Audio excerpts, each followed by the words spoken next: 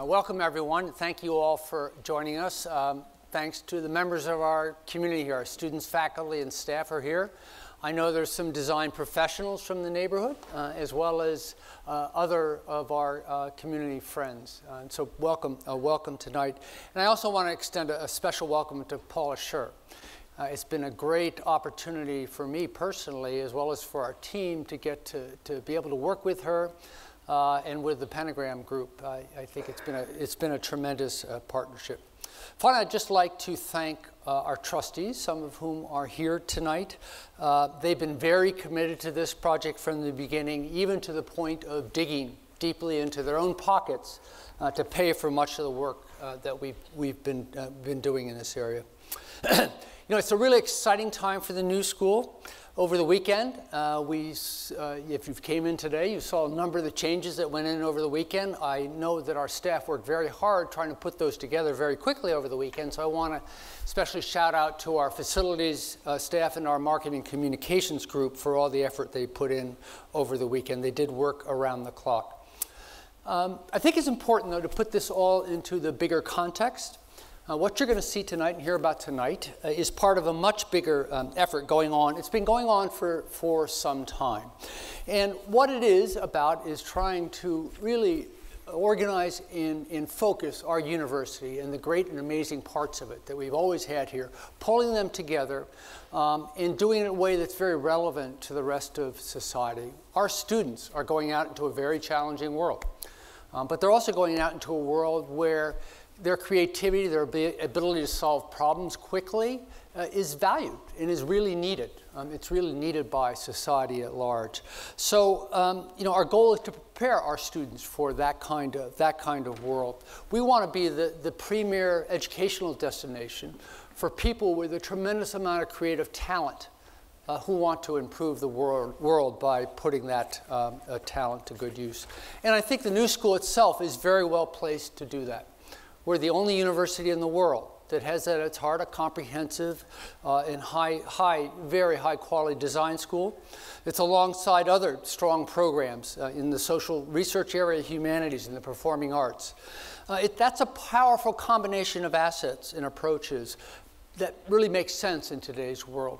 Because today, design is becoming ever more important in the world. And when I say design, I'm really talking about something very broadly conceived. Design is how we organize objects, people, and environments to improve the world. It's not just a craft or an art, and it's not engineering. It's really about human interface and how we as humans interact with our environments and with each other. And because of that, the new school is uniquely placed to contribute to that because of our strong history in the social sciences, humanities, and performing arts. Finally, what you're going to see tonight is just, as I said, just one aspect of that. It's sort of the visual identity behind those ideas that animate the new school. Without the substance that I just mentioned, the identity really means nothing. It really means nothing at all. But its purpose is to communicate with the rest of the world what we really stand for.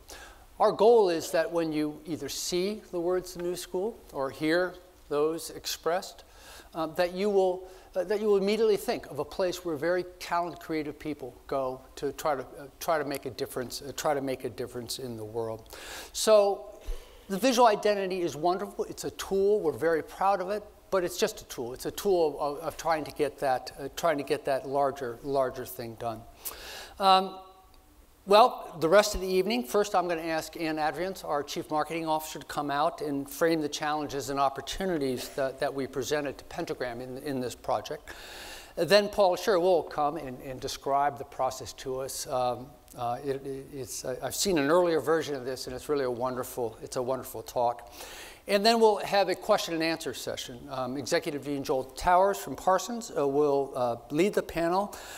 In addition to Anne and Paula, we'll be joined by Fred Dust, who's another great design mind, a partner at IDEO and also one of our new school trustees. And last but not least, Tim Marshall, our provost. Tim has been the architect behind the substance of what this new visual identity stands for. Finally, we will have reception downstairs, and I urge you all to come down and join us for some food and for some conversation about what you've seen. So with that, let me turn it over to Anne to say a few words. Anne?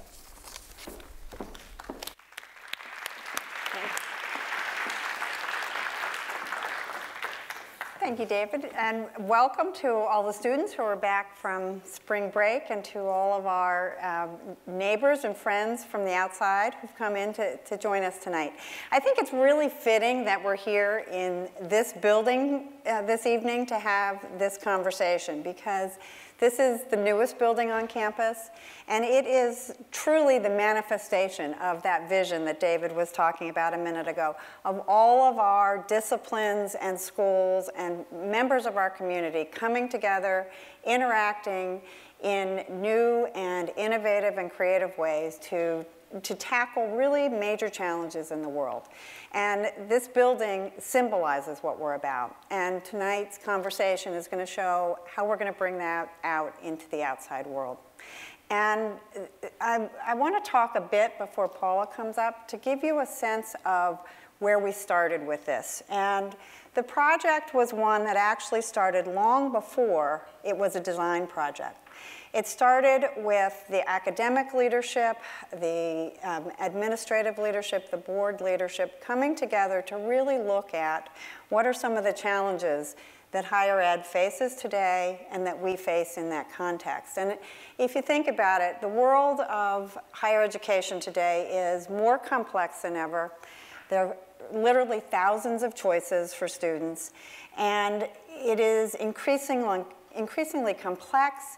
It's an environment where students and their parents are really looking hard at what kind of value am I going to get from the education I receive at one institution or another. And we looked hard as an institution at what are we good at that is going to serve our students and serve the world. And from that was really born the vision statement that all of you who are part of our community know well, and that it underpins all of our academic efforts today. And with that vision and mission, which was established a year and a half ago, there really was a clear need to tell our story in a way that we hadn't before. We needed to make sure that how people on the outside knew of us was truly aligned with the remarkable programs and faculty and institutes that we have within the university, and to tell that story in a very visible and public way. I think many of you probably realize that not everyone thinks of the new school in exactly the same way. If people have come in contact with us through Parsons, they might think of us in a design sense. If they took continuing ed classes, they think of us differently. Many people are connected to our history in the fields of social research.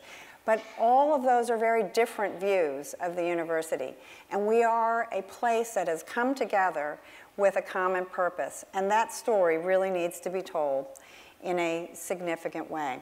So how are we going to tackle this? We decided that we needed to take an approach which was true to our vision. We were really going to tackle it as a design-inspired effort, one that was truly human-centered, creating a true solution to a very challenging problem, one that was going to be inclusive. What you're going to see is that we talked to actually hundreds of people throughout the process, and it was a very iterative one. It was one that was led by a large and diverse group of people who were experts in pedagogy, in our programs, who came from different disciplines, who were experts in design, in communication, some of whom were our current employers of our current grads.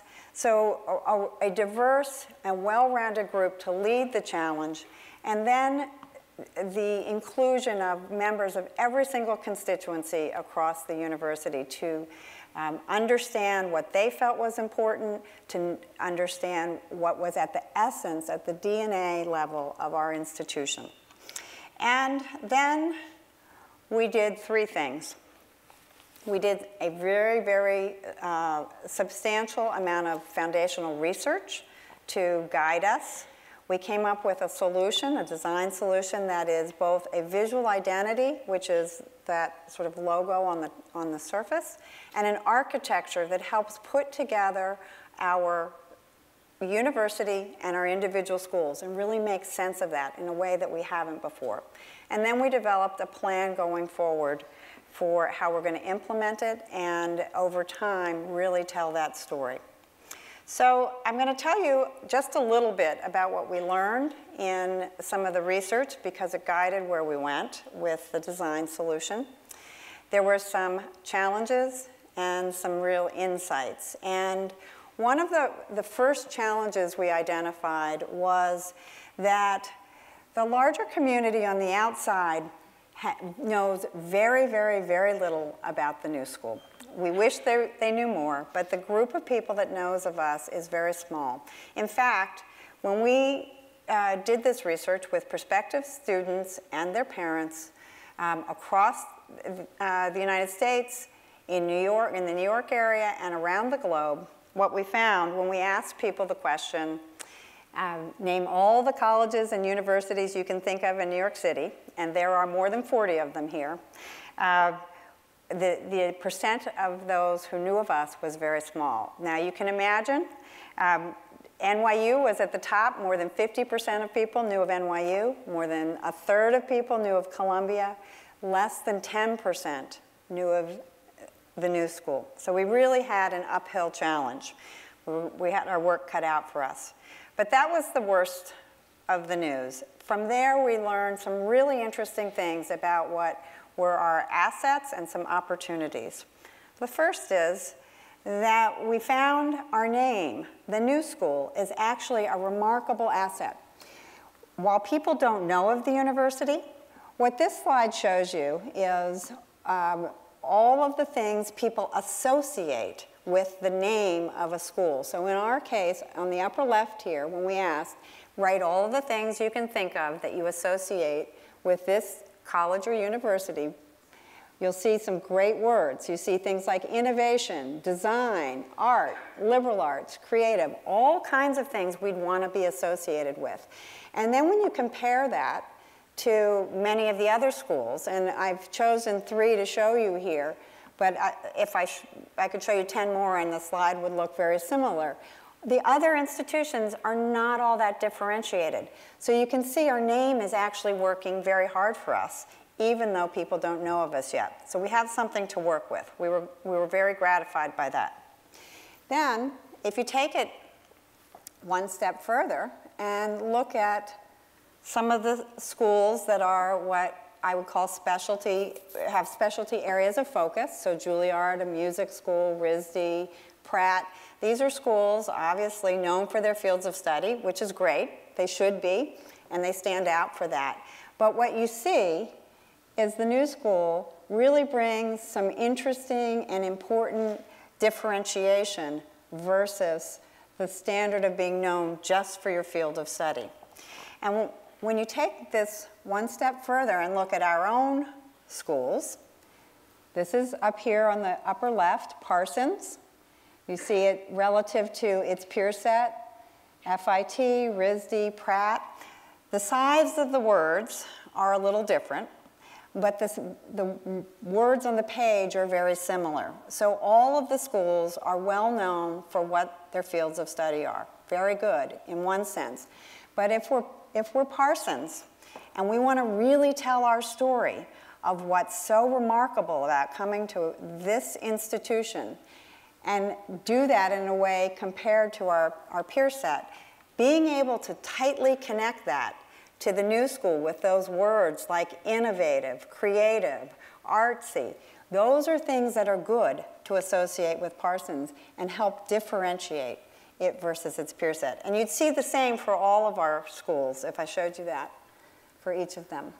So that was good news. And then what we found is that if we tell that story and tell it well of what this university stands for and how it is connected to each and all of its schools, there's an awful lot more interest by prospective students to apply to the university. So what this shows, the dark bar, is interest in the university before they knew of all that you could study here and the relationship between the university and its schools and vision. And then the interest after in the lighter bar, once they knew the story of the university. So you can see there's a dramatic increase in interest in applying and interest in learning more about the university when they know the full story. So we felt very good about that. But that's just research. We needed to go a whole lot further. And what we needed was really two things. First, we needed an identity system and an architecture that would connect the university overall with the schools and do it in a way that really brought home the power of those two things being connected.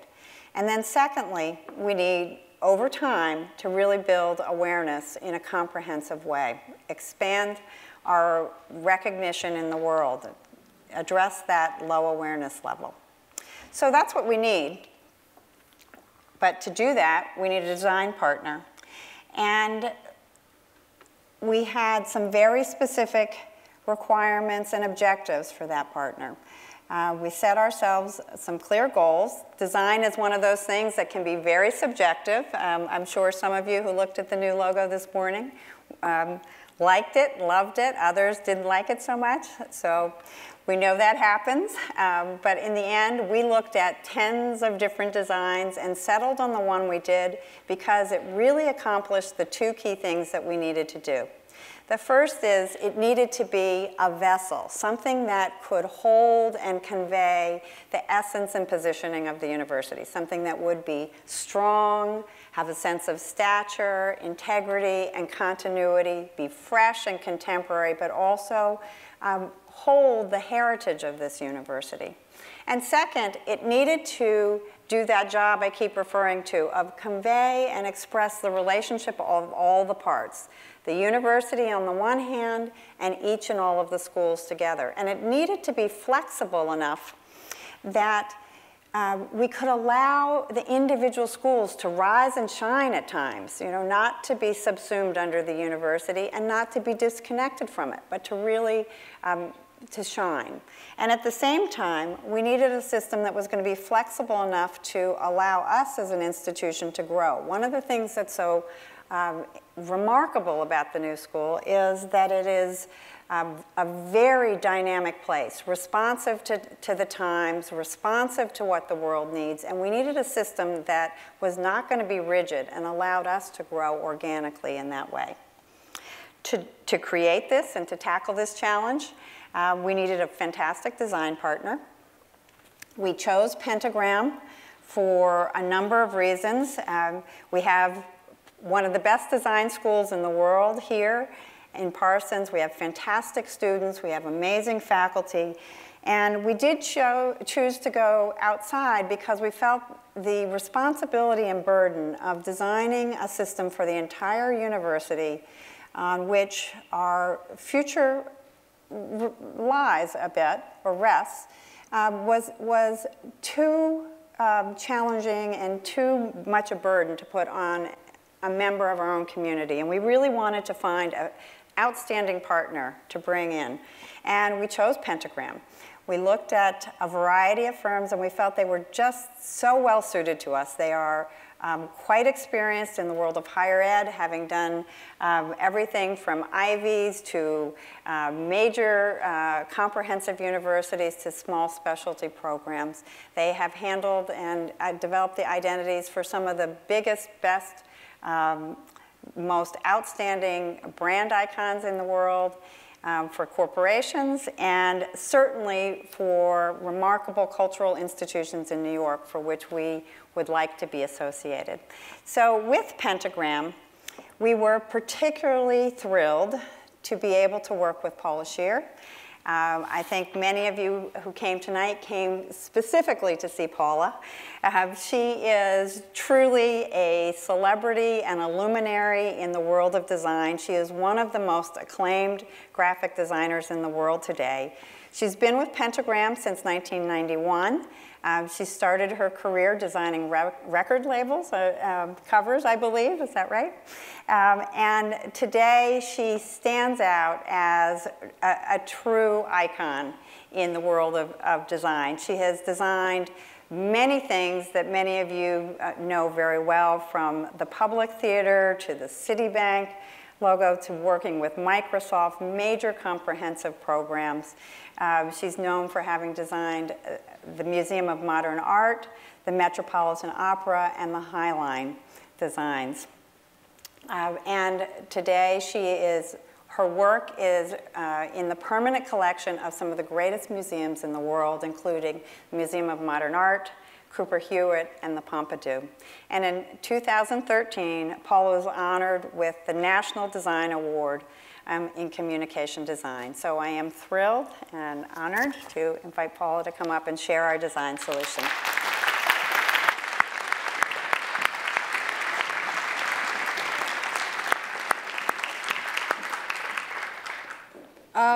So I just want to survey the audience for a minute. How many of you are design students? Oh, that's most of the audience. How many of you know about typography? Okay, because we're going to talk a lot about typography tonight. First of all, you listened to a lot about what the school needs and where this school is going, and that these things really affect the way we as designers have to think about design. And if you take all of what Anne was talking about in relationship to how the components of the new school have to fit together, there are probably three things that have to happen with an identity system. Right? It has to be integrated, meaning that you can look at different components of it and understand that it's one thing. It has to be flexible in that you can talk about the new school and list its components, but at the same time be able to talk about Parsons as part of the new school, but a major feature, or the other schools as well. And it has to be personalized, meaning that each school has to find itself within this whole, which is a difficult thing to do. Now, I want to talk to you for a minute about what identity systems have become. It used to be that you thought about identity as one logo or mark, and you stick it on a thing, and therefore you understand that thing. And that's only partially true, because systems have become much more complex. So identity designers don't just make marks anymore. They really have to make what I call visual languages, where different subjects connect to each other and you can recognize an entire place by some form that is distinctive to the place. If you take the word logo and you take it back to the Greek, which is logos, it means word or how something is understood. And that's what you're doing when you're designing an identity. You're giving a place a basis by which you understand it. So the new school and Parsons have had their share of logos. They've been sort of all over the map. And you can look at them and you can see, okay, sometimes they're trying to be uber modern, sometimes they're trying to be conservative, sometimes they're trying to be downright classical, sometimes they're even trying to be medieval. If you take a look at Manus, one of my favorites there.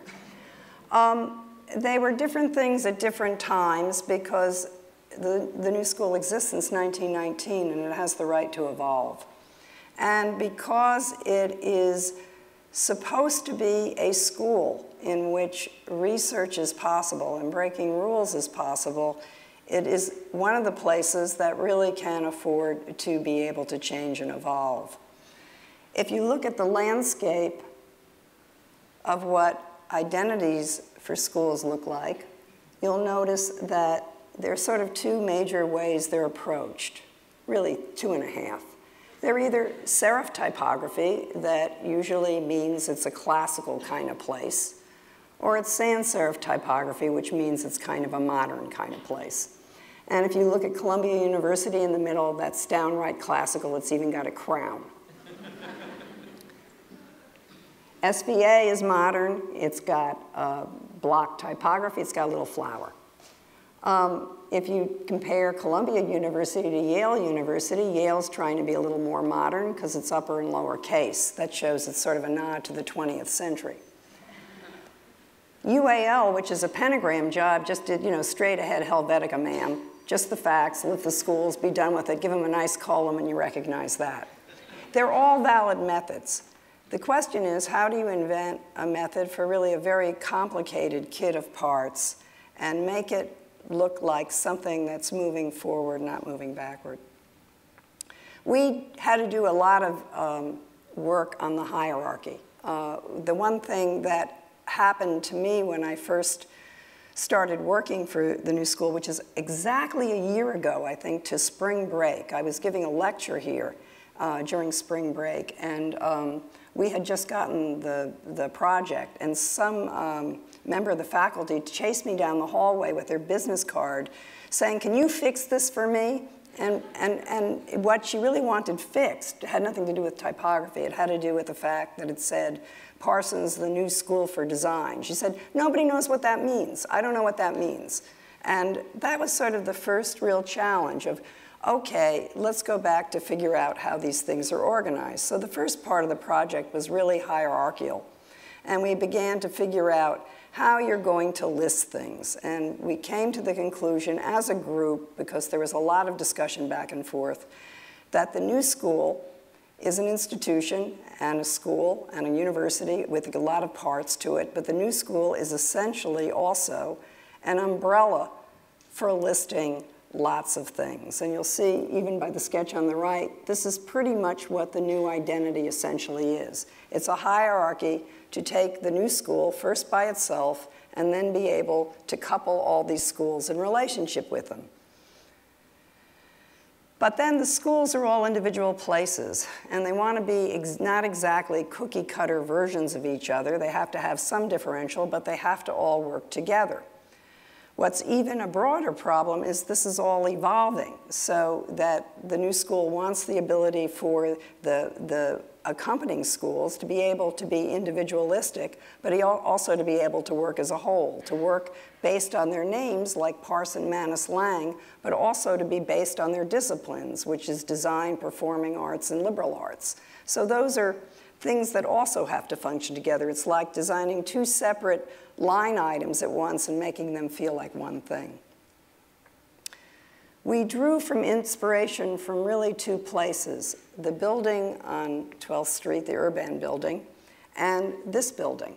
And in the arguments that ensued back and forth, because we had actually a system that had sort of squarish type like this old new school, the question was, is this thing old or new, or is it a combination of the old and new?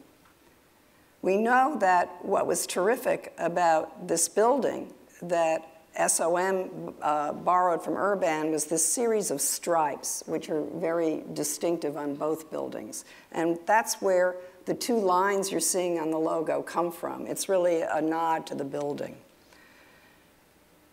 Now, in the second building, there was also a fairly interesting type system. It was designed for the new school. It's a font by Peter Bielak, the Czech typographer. And it was iterated by Rudy Bauer, and it had a hierarchical series, and you'll notice that this is the basis for the new type, where there is a series of outlines, inlines, and drop shadows, and you walk around the building and you see all this, and that's pretty wonderful, except for when you put all the buildings, all the names of the schools together in a row, you can't read it because they're so complicated, you need broad spaces between it. If you go upstairs and you look at the directory, you'll notice they use all the fonts, but they have giant spaces between the fonts so you can actually read them. So it wasn't something that we could actually pick up and use to resolve this. So we went into a study of what would happen if we'd used this font Irma and we stacked it and created a hierarchy. And this was our first try at it. We filled in the letter form, and it sits on 2 bars, and here it is without any extension. And then we were capable of using it in a multitude of ways, so it could be sort of horizontal and vertical, depending upon use, and it would still maintain recognizability. And then we needed to be able to connect it to the schools. So the major idea, which worked very nicely, was simply to extend the bar and to put all the names below it, and that the names could go up and down in scale. And here you're looking at the school identity in the original Irma.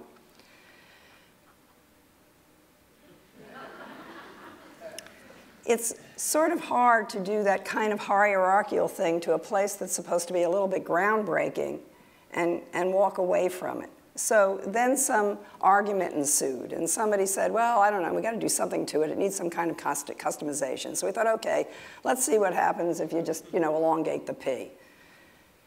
That wasn't enough. So then we sort of, elongated the S, the O, and the N. Everything started to get kind of strange there. And we kind of liked the way that looked for one word. That looked nice for one word. We began doing it to the new school. I think this was a comment from Kay Unger. She said the O's were too round. So we thought, all right, let's mess around with these O's. I guess we went a little too far. They went back a bit. This is actually the basis for a typeface that we named Neue. What we did is we looked at these three widths, and we realized that because of the central O, because of the thing that held the three weights together, you could draw a font that was a combination of three widths at once. And that if you took those three widths and you program them, you'd invent a kind of syncopation and color that I really haven't seen anybody do before. Some of it looks classical, and some of it looks wacky. And it involves all kinds of sort of machinations of typography that some people are scared of. But let me take you through it. Here's the new school in all its forms.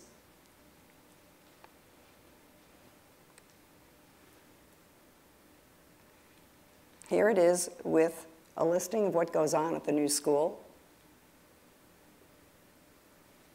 Here it is in the sliding scale, because what works so nicely with this bar is that you can increase or decrease the size of the school dependent upon the kind of emphasis it has within the communication structure. So if it's coming from Parsons, it's that way. If it's talking about the whole school, it's this. And that the flexibility is there in either way, up or down. The sliding scale is broad. It can be, it can go much higher. If Parsons wants to take over the whole side of the bus, the new school doesn't have to go up in exact proportion. It can stay small as Parsons gets bigger and bigger and bigger.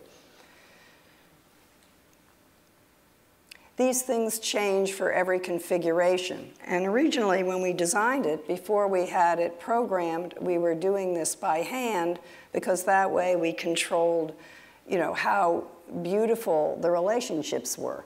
For example, one of my favorite logos was Milano, because it had that beautiful long O at the end. And you can see that all these are sort of individually crafted.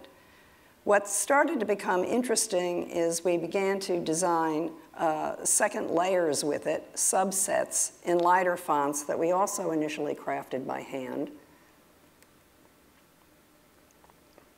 And we put it back into the landscape of what you were looking at initially, and it stands out.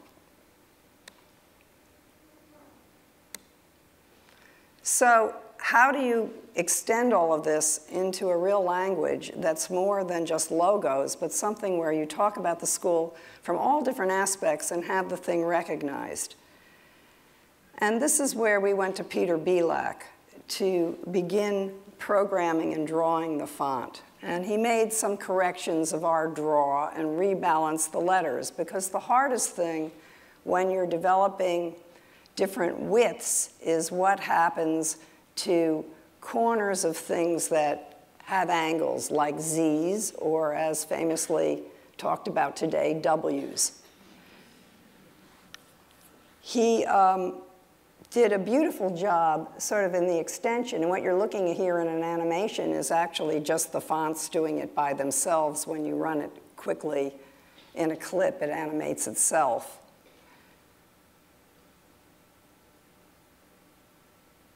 And here is the whole font. And if you look very closely at things like the wide V, the wide W, the wide M, you'll see a notch in the bottom of the point. And the reason that notch works is so when you look at typography collectively, you see it as what's known as even color. Otherwise, there'd be hot spots in the typography.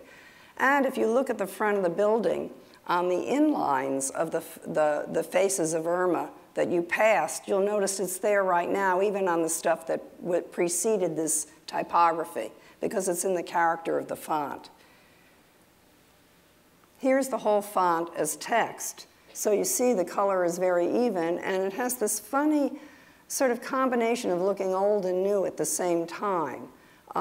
Some of it looks like Roman text, because very often there were extensions in that form of text. If you look at peculiar things like the word bubbly on the, I guess it's about the 5th or 6th line, and you see two different B's next to each other, you get used to it. What was really horrible were two O's next to each other. They look cockeyed.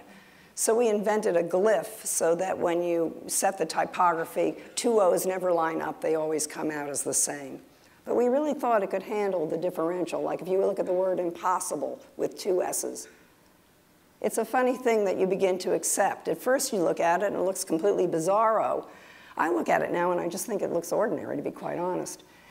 Here are the drawings, so you can see exactly what's making that typography do that and why it's that way. And it becomes the thing that becomes so characteristic of the face. And faces become recognizable because they have specific character.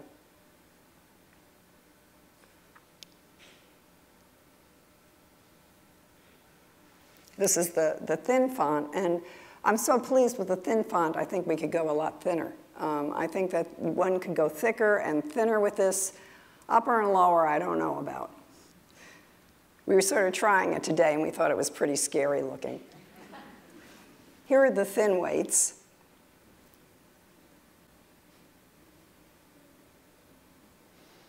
So this is a completely custom font for the new school that you can use and you can experiment with, and you're going to see some work from the students and the in-house communications department shortly. And it's really a beginning, because the whole notion with an identity is if I hand it to you and say here, and you use it exactly as designed, it will never grow and live. It's up for this thing to begin to evolve. This is what the settings are for the word flexible in every variable possible from the combination of this font.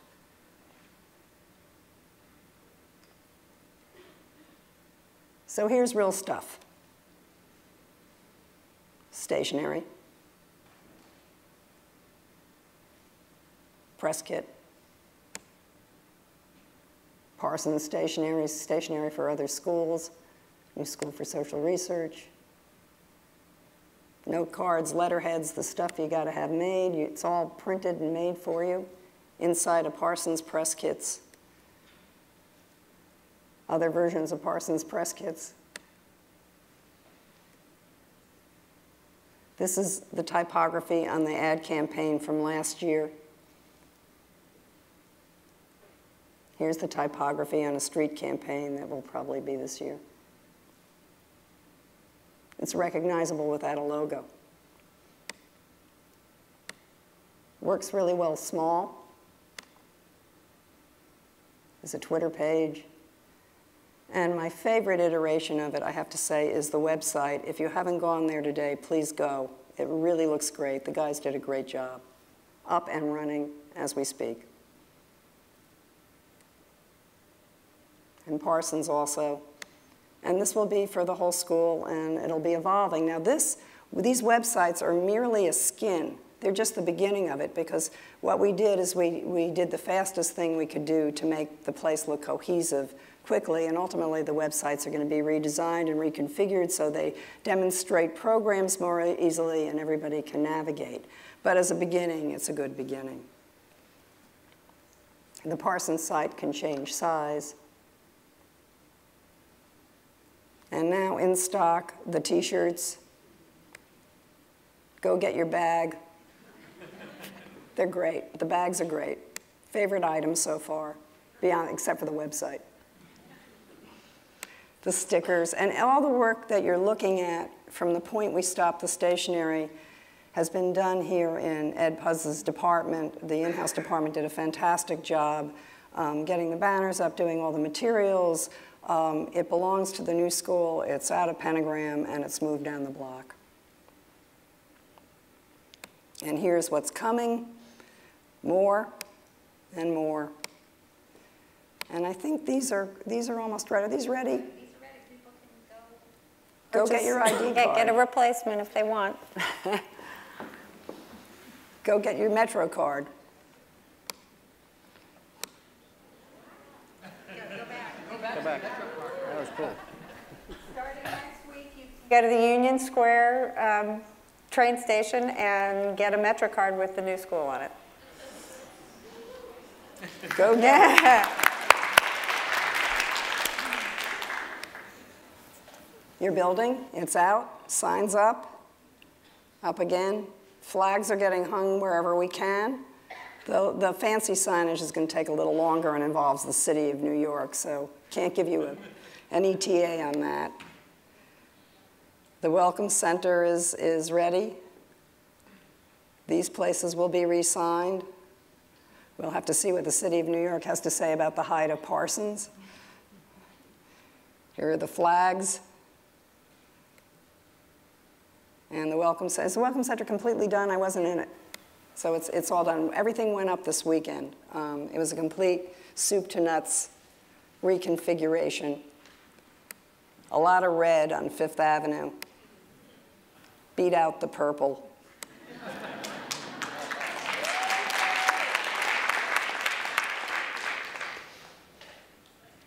And this wall is a result of the students in Lucille Stenas's class working with the type. I think it's almost complete. I think there was a glitch with it. Did we get that all up? It's all up. It's all up? Yeah. So you got it. I got to go. I haven't seen it yet. Yeah. But this wall was done by the students in Lucille's class with a typographic explanation at the end. And these two water towers that you're about to see were also done by Lucille's class, and the typography has moved from Pentagram to Parsons, and it's in all of your hands. So where can it go? It can get lighter. It can get more condensed.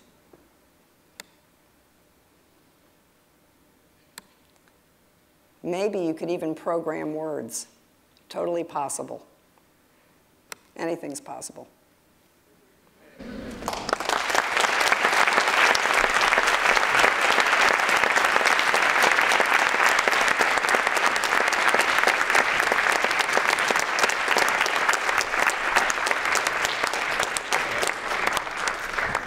Wow. Oh, look, our names went up. Thank you, Paula. That was fantastic. And I have the enviable or maybe unenviable task of trying to moderate this panel and to talk a little bit about how we got here tonight, and then to open the floor to questions.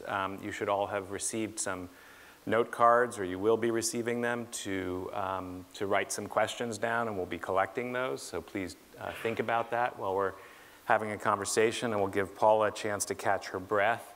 And I'll begin by asking Fred a question, but I wanted to go back to where Anne started, which was to remind us of how valuable it was to be having this discussion in this building. Fred and IDEO were absolutely critical to the building becoming what it is today. We worked with them when the building was not nearly as interesting as this in the early stages, and they really walked us all through the process of becoming clients to design, which as an architect for me personally was a very interesting journey to go through, because I had to figure out how to not say, here's what I think it should be, but these are our wishes, these are our dreams, this is what we're hoping for, and to keep pushing that. And so I actually wanted to start with Fred and ask you a question first. Any of you who saw Fred perform at the Grad Expo about 2 months ago, I think it was. He gave the most beautiful speech about this place. It was so coherent and concise and talked all about how quirky we are and how special that is. And I'm curious, as a trustee, as a board member, you were also a client in this case. And so, you know, reflect on what it meant to be a client of design to a place that you clearly care so much about, and that whole process. Yeah, I mean, it's an interesting question, and I think maybe I'll kind of parse into 2 different pieces around it, and then I want to talk about the you in my name at some point. But I think that,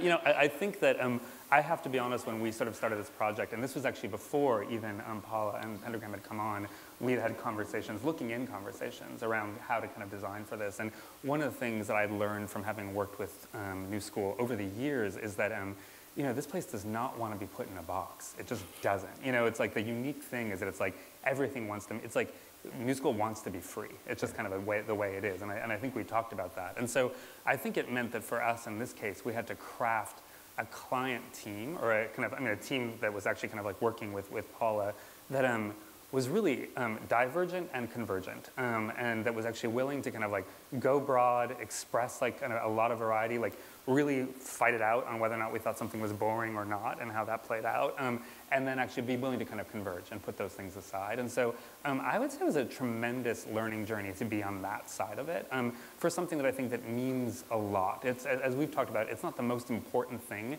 that New School will ever do, and yet it can feel quite laden and quite significant. And so I'm really proud of the process and the fact that we got through it. And I know, Paula, there was some really, really hard days. Good clients. I'm going to ask her about this. Yeah, good clients aren't easy clients, and good clients can be really hard clients. I want to say one more thing, though. I think that there's a funny story around the notion of our freedom and the fact that as a university we want to be free and be diverse and be interesting. And one of the things I love about the way the identity plays is it plays to that. It allows things to feel quite different and yet still within a system. And there's a guy on the board of trustees, one of my favorite trustees, who from the beginning, every single time Paula has shown this, has been like, I like it, it's all great. The W, I just want to talk about the W. You know, it's like every single time, and he's like, if we could just shift that W. I know, we all know who this is. And I was sitting with him after the last board meeting that he was in, where he was like, I just got one more thing to say, which is the W. And like, we're sitting having wine, and he's like, we're in Pentagram's office, and he's looking at the women's sign on the bathroom. He's like, doesn't that W look wrong to you now? And what I realized is that it reset W's for him. So it's like, in a way, there's a really nice metaphor, I think, about the way it's kind of captured New School. So, anyway. So, Anne, building on Fred, what's next? I mean, what are your thoughts on how we continue to reset expectations, as Fred said? What's beyond water towers? How do we go on telling this story? Well, Paula said it in her presentation. Really, what's next? Now this, as amazing as it has been to work with Pentagram, now this is ours. And it belongs to the university, to everyone in this room. And we have a very comprehensive plan of how we'll take it out to the outside world and what we can use it for to tell our story. But to me, some of the most interesting aspects of it are what we can do internally with it. The process of working with students and seeing what some of the students have done with this already. Lucille's class, amazing students with such creativity who brought really remarkable new thoughts to how we even use it. But Paula and I have been talking about taking it to the psychology department. What would they do with stretching these words and the meaning of it? We're going to be working with the Lang Journalism and Design class to see what they can do in the way that the Parsons students took it and reinvented the wallpaper for your lobby. What would the journalism and design students do for Lang? And how would we take that? So there's so many things. Now that we have it, it's just ripe to play with. And I can't wait to turn it over to the students. So Paula, part of this is letting go, trusting us. you know, the reverse question that I asked Fred, right? I mean, you're always working on the client side.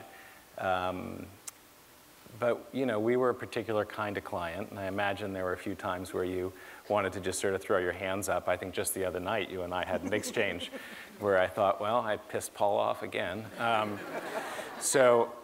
Which she confirmed the next day for me. But tell us a little bit about what it was like to work here. Well, it was a little bit unnerving, because it was like a lot of client situations in which it's a complicated organization.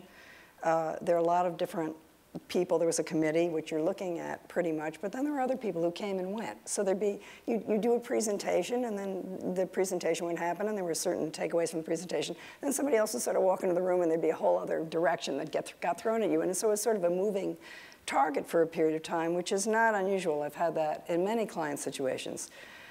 What was different here is it's such a design-based group that I'm in the habit, when these things move around and people say wacky things, to ignore them, you know, so that, because otherwise you can't get through the process. The problem was, particularly, and I should say to the audience that we worked on this project for a year, and that 50% of the year was about hierarchy and how these things were going to work and how things were going to be called and named. And that there really wasn't a decision taken. So that's what enforced the system to be that flexible, because you weren't sure how you were going to use things. You had to be able to make a change quickly, so that the system had to encompass that. That was, after we figured out the hierarchy of it, everybody was very much in agreement about that right away. Then came the hard part, which is aesthetics. And you're picking the font. You know, so that that's where things became polarized, so that you actually had an agreement about structure, but not about aesthetics. And when we came to this, coming back to this building and taking the typography from this building, that's where I was worried things had gotten really wacky. Like, there was one point where we were really, you know, redrawing letter forms every week, thinking, well, can you really do this? Is this really a smart thing to do? And the thing is that without the group behaving the way we did, and I put those O's up there not as just a funny little thing to look at, but in fact, that conversation is what made us realize we could totally program this craziness, and then it would belong, then it could become something that would be eminently extendable. And I think that that's what made it, and I don't think that that would come out of a meeting with another group of people at a different kind of organization. I think it was unique to this situation. And I have to say also that it's the first time I've been in this kind of craziness with a lot of people, a lot of opinions, where it made the project better. And that's really true.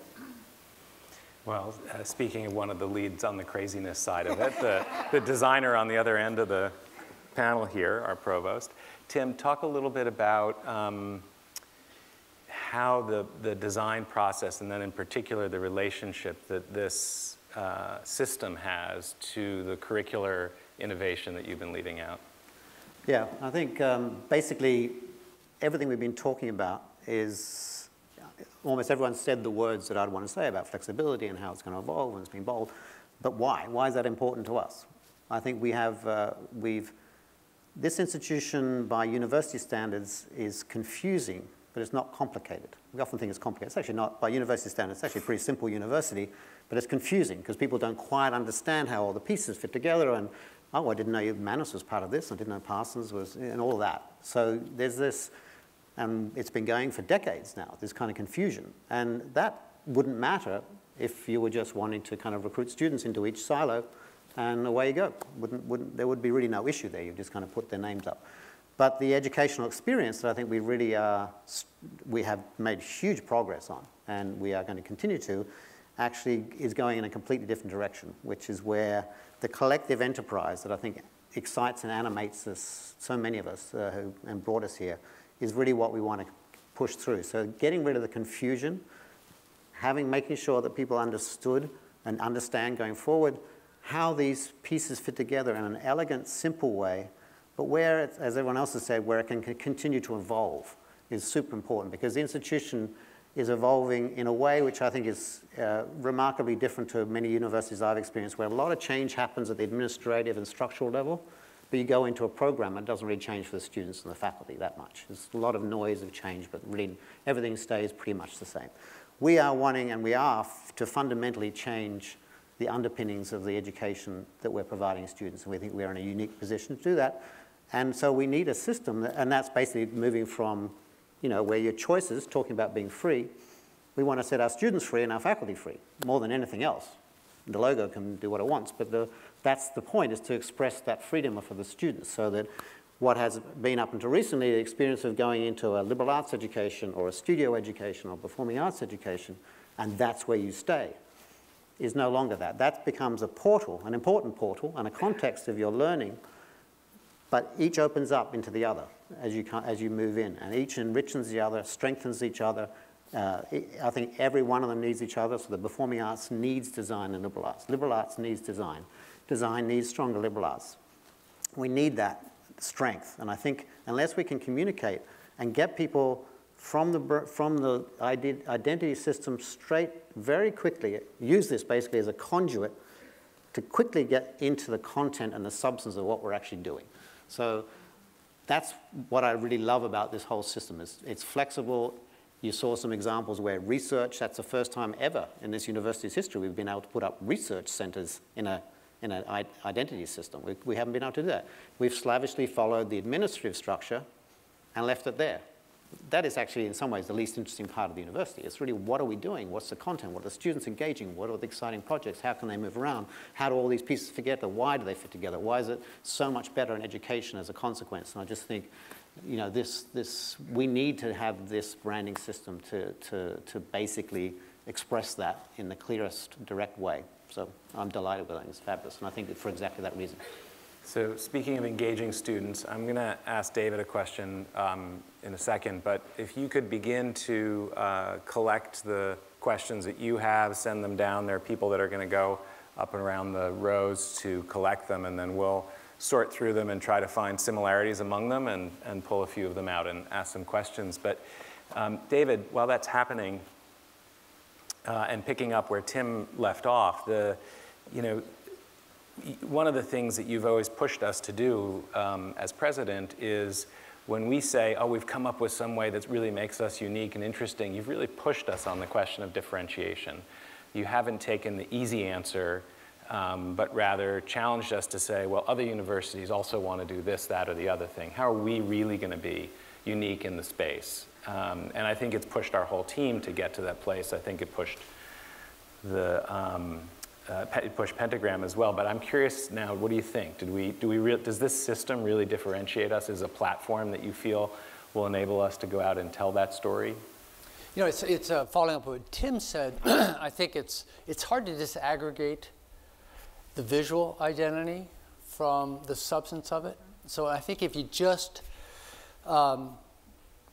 took the wonderful work that Pentagram did, but just threw it out there, and you weren't able to connect it with the message that Tim was talking about, you know, it would be very interesting, but it wouldn't communicate. And I think the big thing that we have here is Paul has provided us with a vehicle that actually works to do what's really important to us, which is to express the differentiation that we have from other universities. If you look at the landscape of higher education, you know, it's wonderful, and there's many wonderful institutions there, but they're all pretty much alike.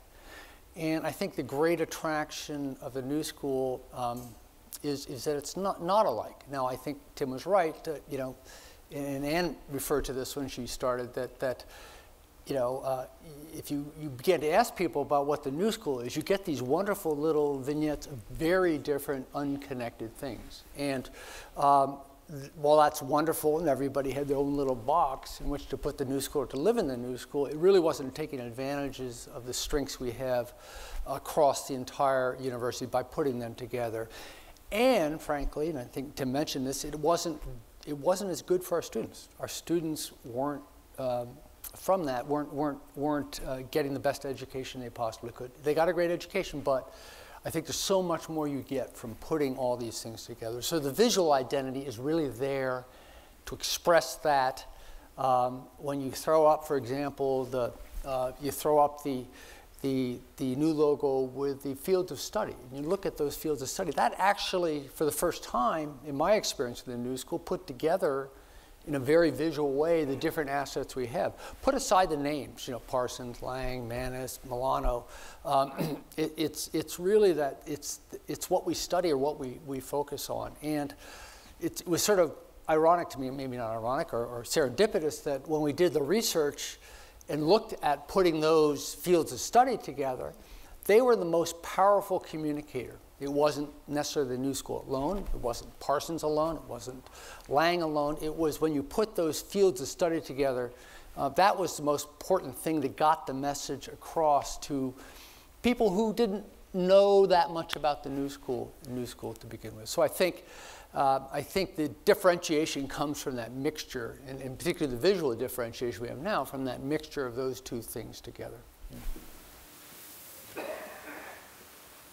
So we're collecting questions here, but while they come up to the stage, I'm curious, Paula, is it going to be like through email, phone call, or smoke signals when we screw up that you tell us what? I'm on her speed dial. You're on speed dial. And there's just a few blocks up. If the wind is coming this way. Block, you don't have to worry about that. No, I think it's yours to screw up forever.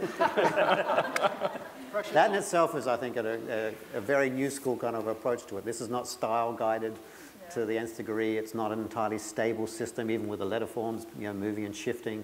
I think that slight instability and not being style guided is perfect for us. All right.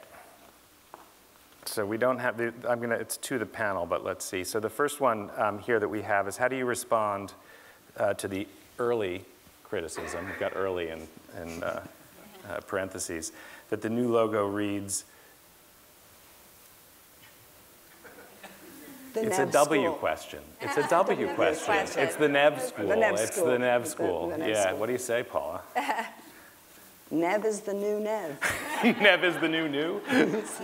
New is the new Nev, I guess. If it's the Nev School, that's great. It's actually the Nev School. I like this answer. I thought this was a better one when you did that. So why did we decide to use the color red for all of the schools instead of keeping the yellow, orange, red, et cetera, to differentiate the schools? But then the Lang T-shirts were blue.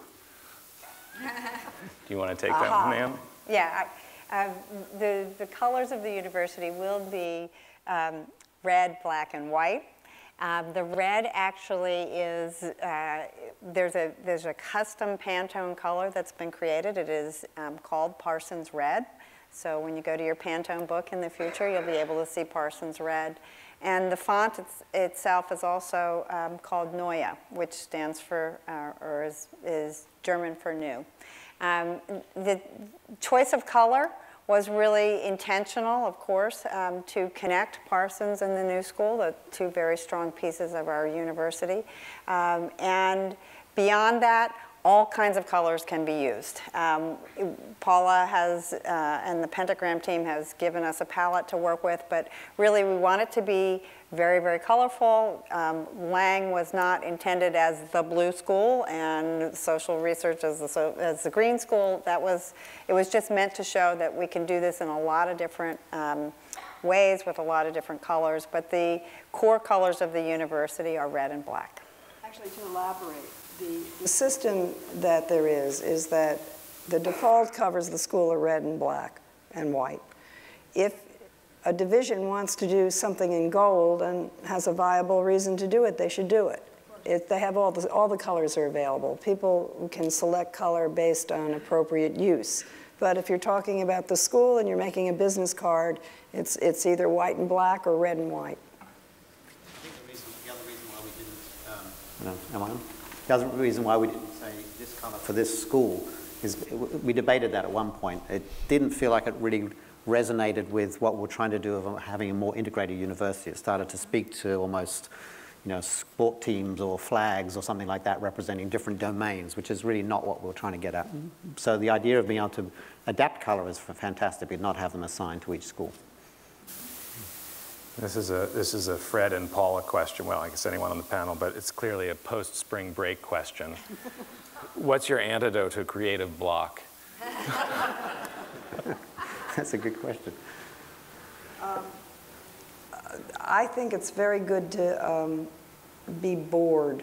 I was reading, I was listening to NPR, and they were talking about the fact that we're never bored anymore because we're always looking at our iPhones, and we're always involved, engaged in something, and that sometimes if you have this moment where you're trapped in some situation where you're just daydreaming or out of it, that's actually where some terrific ideas come from. And I've begun to realize it, that if I leave a meeting and I look at my iPhone, I don't get an idea in the taxi cab on the way downtown. If I stick it in my pocket and I look out the window and semi-drool, all of a sudden something happens. It's good to do that. Fred, semi-drooling? Yeah, no, it's really funny. I was just on a panel, we were talking about this notion of distracted attention, which is like how you stay just the right amount of attentive to something to allow you to kind of do something in a really engaging way. I also do think that one of the greatest tools is really dynamic discourse. And I mean, just kind of going back again to the process. I mean, we can talk about the system, but what I loved about this whole thing is that there was really robust dialogue all the way through that kind of pushed. There was I just had this funny moment. There was a moment when, because again, the group that worked on this was like about half of us were designers, and then half were totally not designers. And you can kind of guess who they would be. But what was so funny is that at one point, somebody basically asked Paula, they were like, isn't there something on the cutting room floor that you should pick up? And all the designers were like, no way, you did not. Like, it's like, so there was like this thing, but it ended up being this like incredibly dynamic dialogue that I think part of also kind of kept pushing it towards being kind of like just stalling into like, well, this is good, to being like, well, let's get this as great as it can be. So I think that's another big piece of it for me. To the question, I think Nietzsche had a great quote, said that never trust an idea that comes to you while you're sitting down. Always walk. Is that why you're always walking around? Sorry? Yeah, exactly. Yeah, that's you. I just learned something. I have the same question, and I know the answer to it, but it's here. Can you talk about why the T is offset? It would make a hole. And if you look at the way the T sits on top of the N, when you actually shove it in so it's flush, it makes a funny hole. You know, you're right to catch it, that it's not completely flush, but some things actually don't line up the way you want them to. Therein is a metaphor. That is a metaphor for some things don't line up the way you want them to. I like that. You want to expand on that? I can't improve on that. It was too zen. I can't. There's too many questions on the W. Clearly the W. There's a. It's your pet W. Put your arms around it. It's yours. Learn to love the W. That is the message of the evening. There are questions about kerning. You want to talk about how the kerning works with this typeface? I think it's so amazing about the amount of passion about letter spacing and kerning and stuff that is all over the internet. Like, I mean, who in the world actually, beyond designers, cares about this? I really find this, and no, so this you is saw the mostly hands go up. They're all designers. No, it's absolutely amazing to me, and everybody has a very strong opinion about it, including me. So. I don't know quite how I deal with that, but whatever. Your strong opinions? Yeah. So a couple other questions that are unique in here, but they're specific, I think, to the sort of the designers again on the panel. So maybe Tim and David and Paula and sorry, David, you might want to answer this one too. But it was an interesting question about where in the field of design do you feel weakest? What's the place where you feel, and maybe it's a good question about collaboration to think about that. And a project like this, in a way, brings out one of the things, the word hasn't come up yet on the panel, but we've talked a lot around it, You know, this was several committees with subcommittees with, you know, expanding circles of influence. But it was from my experience at least, it was remarkably collaborative. I mean, it's the word that I think we talk a lot about in our curricular approaches, our pedagogy here, to really talk about how teamwork happens. But I'm curious, does identifying weakness sort of lead to collaboration? I mean, that's maybe a way of thinking about it. You want to start, Paula? Well, it's interesting. My favorite, I said my favorite part of the use of the identity, particularly once it left my hands, was the website. And I'm not a website designer. And that looking at the way Chris's team used it, we could envision how that typographically would be strong. We knew that the text, the bigger it is, the better it got. We knew that because we had done that work with it. But to see the way they made that come to life, and especially going online today and seeing it in action, it really is terrific. And that's them. I couldn't do that. David, we'll go down the line. Collaboration in this project or the larger? Well, you know, I think I was sort of apprehensive about the project because, you know, you're asking people in the design school to either opine or have a view on this or then work with someone from the outside. And so I thought, you know, maybe much more contentious than it actually turned out to be.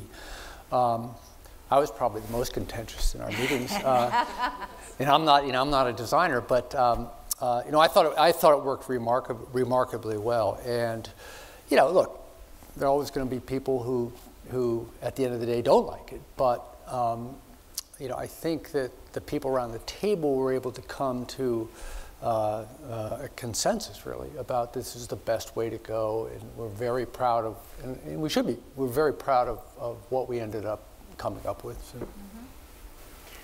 And I mean, you know, you're often on the receiving end of, but what about me, or what I'm doing here, and you know, what the. You know, the process. I go back to our vision and mission, and think about it was actually quite intentional that this process was conducted consistent with our vision. You know, it actually early on when we started the project, it was going a different way, and it started to be very linear, and let's do this and then that. And we took it back and said, no, this has to be true to what we teach our students, the way we talk about being inclusive and iterative, to come up with some ideas and then, you know, really attack them from a lot of different perspectives. And I think bringing the collection of people that we did to the endeavor with people who were expert in the areas where we needed expertise, who were not necessarily designers, and some who were, and to really approach it with a shared commitment to get to something good for the university, but at the same time, strong voices working to make sure that each need was in some way addressed, but then leaving it to our true designer in the room. While there were many designers in the room, there was one person who really had to solve for us. And Paula consistently went back and took the input and thought about it and came back to us and told us that's not going to work, but this made me think in a different way. And I think that iteration with good input really got us to a place we never would have gotten to if we'd followed a very linear linear path where we said, here's what we need, and she came and presented, and we said, this one, not that one. So. Fred, I mean, you're always getting the process questions. Yeah, although you know, I think that actually the original question is a really brilliant question because, and I think so. So whoever asked it, I think it's actually pretty critical because I think if you're not able to reflect as a designer or whatever you are in a room around where you feel like you're weaker, you can't actually then kind of concede the expertise to somebody else. And so I think that in a way that's actually one of the things that had to happen here is at various moments you had to sort of say, well, wait, I'm not so sure, but based on this context and this room, I'm the weaker, perhaps, and I'm going to kind of lean and go there. But so I think actually this is sort of a meta answer to the question, but I think kind of being continually reflective around where you're not the expert and where you actually rely on it. I would also say it's one of the reasons I was really excited to be working with Paula specifically, is that I think that one of the big challenges we had here was that it had to be, yes, an identity, but it had to live in an urban space and live in a dynamic and powerful way in an urban space. And one of the things I think Paula has always done really well is stretch the bounds of thinking about kind of typography and logo thinking to like kind of environmental spaces and let things stand in different ways. So I think your variance and strengths really allowed us to kind of like let go in a lot. Yeah. Tim, you have a final word on collaboration? Well, to that point, because I also agree, it's a really interesting question. I mean, pretty much what Fred was saying, but I think probably where more specifically I can see I have a little danger point in this process is that I am completely enamored and interested in an amateurish way in typography. I think it's fascinating, but I don't know how to do it. And I think when you're that close to it and you're a designer, you have sensitivity to it, but you actually don't know what it means to do it and to actually resolve it, you're probably in the worst of both worlds sometimes. Well, about what to do. Opinionated without knowing what to do about it. Well, all right. I mean, I have to say that we spent a lot of time together in this process, and we all came out friends, which is impressive. And it's been extraordinary to see this evolve. I agree with David. It wasn't as contentious as it might have appeared to be at the beginning, and I think a lot of that has to do with really expert design work on Paula's part, but also leadership from David, and also Anne did an extraordinary job of navigating this process for the university. I am in awe of what you've been able to do, and so on behalf of the university, I thank you for that, and this has been an extraordinary experience for us. We have a short film, just a few minutes, and then maybe even more importantly, we have drinks downstairs in the not just dry, but beautifully restored University Center, which is very exciting. So we'll watch this film and then join us downstairs. We will hear some jazz from students in the jazz school, and we'll celebrate. And we'll see the Glenn Lagman, exactly. Terrific. So we have a short film. At the New School, we believe creativity isn't a concept. It's a calling. It's what drives you out into the world to make the things that make a difference. At our schools, we teach creative problem solving by dissolving walls between academic disciplines so you can rigorously rethink everything. Together, we draw inspiration from human insight. We purposefully collaborate, try things over and over, and become invaluable to a world that doesn't exist yet. It's why our university is filled with journalists designing new media, playwrights creating tools for social good, designers collaborating with ethnographers and anthropologists, economists examining human interactions, musicians and media artists composing with light and space. Creativity in the right hands changes everything. Because it's not what you know, it's what you create with what you know. Make the future catch up to you. We do. The New School in New York City.